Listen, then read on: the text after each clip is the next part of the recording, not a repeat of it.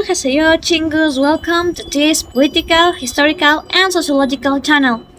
Today, we want to talk about how a handful of giant corporations control the global propaganda machine. The world's four largest holding companies, Publicis Group, WPP, the Omnicom Group, and the Interpublic Group, are deeply interlocked with the corporate media, the military-industrial complex, and global policymakers. The public relations firms and ad agency holdings companies are a central cog in the global propaganda machine. Make sure the same message is distributed in many different places in simultaneous fashion. An estimated 2/3 of 80% of the content broadcast and published by corporate media comes from public relations firms such as these four. In other words, the most so-called mainstream media news is propaganda. A handful of private investment companies dominate every aspect of our lives and own everything we spend our money on. The two largest ones are Vanguard and BlackRock. Vanguard and or BlackRock are also among the top 10 shareholders in the four largest ad agency holding companies. Approximately the 1% of the world's wealthiest people provide the ideological justification that is driving the implementation of the Great Reset. The term academia uses to describe this globalist cabal is the transnational capitalist class, or TCC. In her book One Idea to Rule Them All, Reverse Engineering American Propaganda, Michelle Stiles reveals how the American public, and indeed the global population at large, have been indoctrinated and connected by public relations, known as PR. These companies run the globalist cabal's propaganda campaigns. The public relations agency creates a global media plan for a given client. It decides the articles to be written and where they are to appear. It then decides where ads will run and when. So, while drug companies appear to have a rather direct influence over media, it's really the PR firm that wield the greatest control, especially when it comes to the organization of it all. They make sure the same message is distributed in many different places, in a quasi timed fashion. As such, PR companies are a central cog in the global propaganda machine and need to be understood as such. On the side note, there are two designations for PR companies: public relations firms and ad agency holding companies. Ad agency holding companies do public relations but are primarily ad agency based. As detailed in Who Owns the World, a handful of private investment companies dominate every aspect of our lives and own everything we spend our money on, from food and beverages to clothing, travel, housing, and just about everything else you can think of. While there appear to be hundreds of competing brands on the market like Russian nesting dolls, larger parent companies own multiple smaller brands, in reality all packaged food brands, for example, are owned by a dozen so larger parent companies. These parent companies, in turn, are owned by shareholders, and the largest shareholders are the same in all of them: Vanguard and BlackRock. These institutional investors also own each other.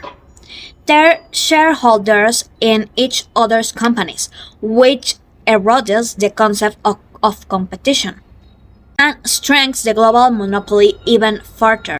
And Stiles notes all are deeply interlocked with the corporate media, the military-industrial complex, the policy elites.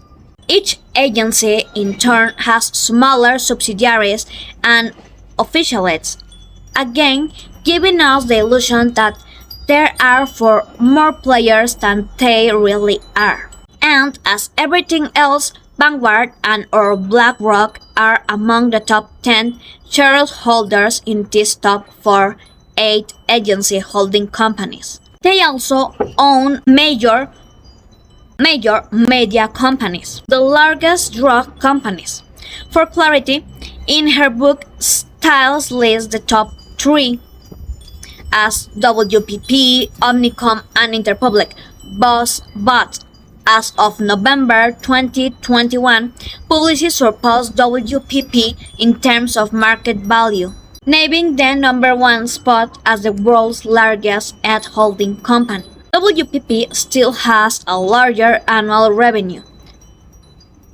Let's say all 4 boost multi-billion-dollar annual revenues. In 2022, London-based WPP, which has agencies in 112 countries, $70.847 billion.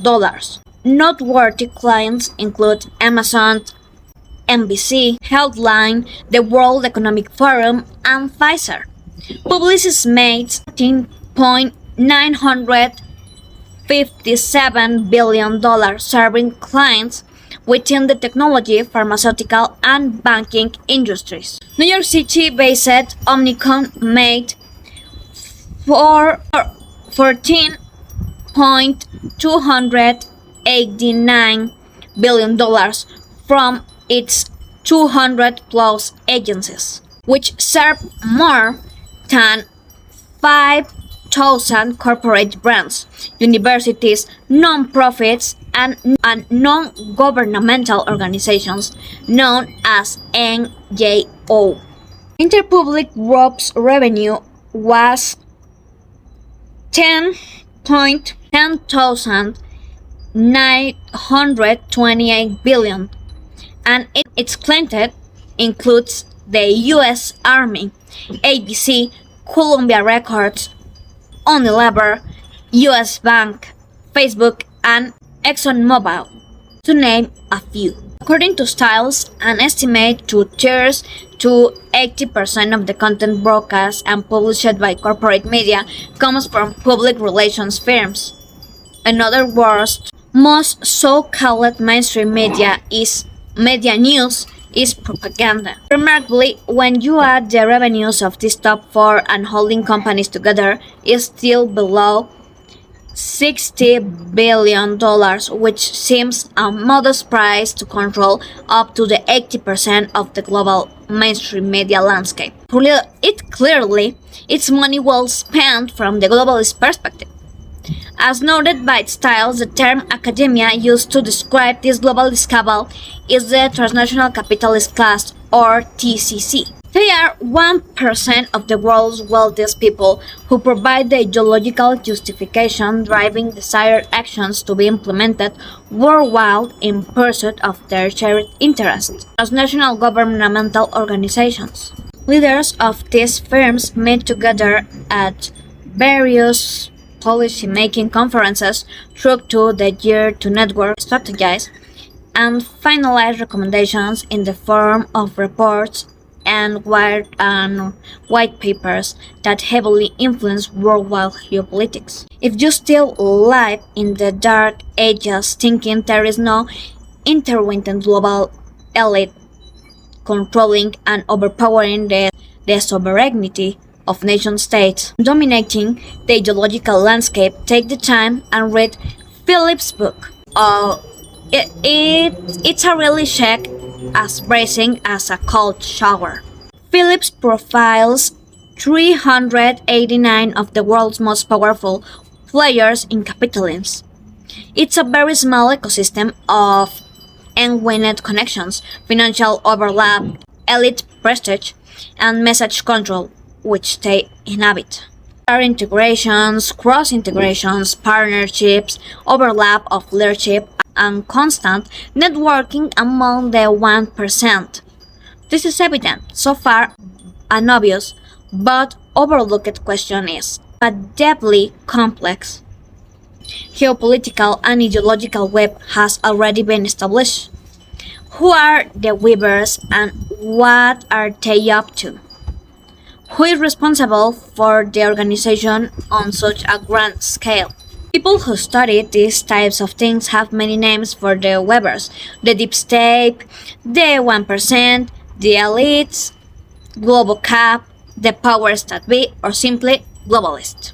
It is likely that true leaders will always remain hidden, and the leaders profiled in Philip's book are more or less figureheads fronting from controllers behind the essence. Remember that wolves don't go announcing themselves to the general public. If things go awry, their anonymity protects them.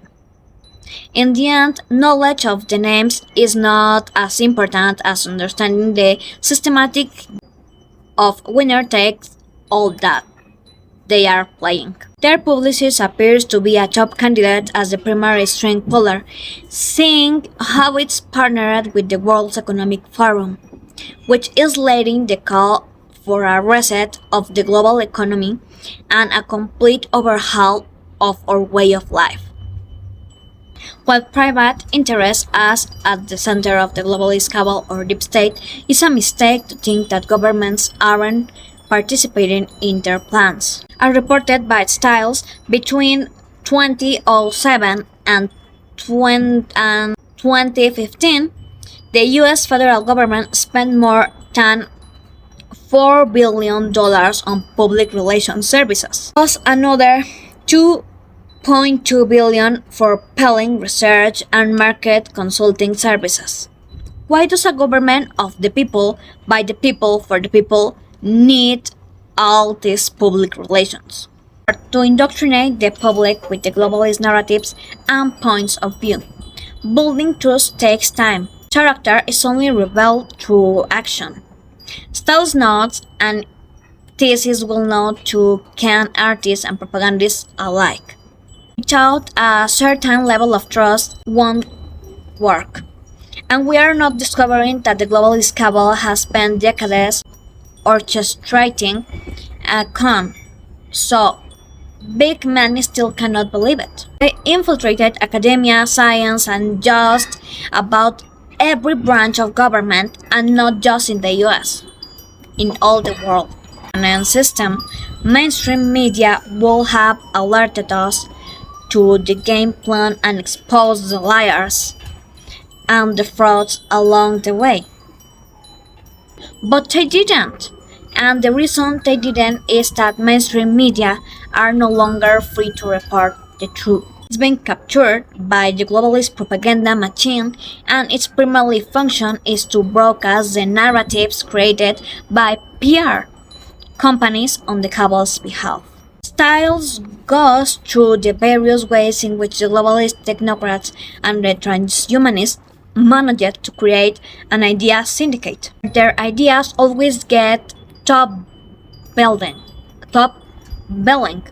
One way has been through the capturing of societal influencers through the lures of grants and the promise of appointments, publications, and prestige. This strategy has resulted in people of low integrity and morals taking center stage. Most are basically people willing to sell out, while simultaneously throttling the influence of independent thinkers who cannot be bought. A highly effective strategy is to control the realm of ideas by lavishly funding certain themes and narratives while selectively starving others slated for extinction. This is what Styles writes. I would really like to know in the comments what do you think about this?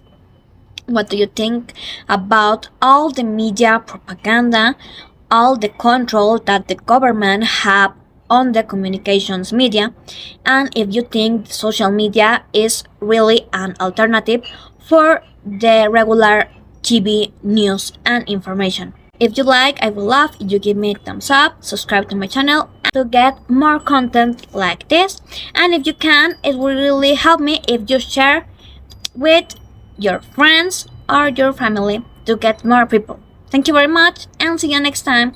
Bye.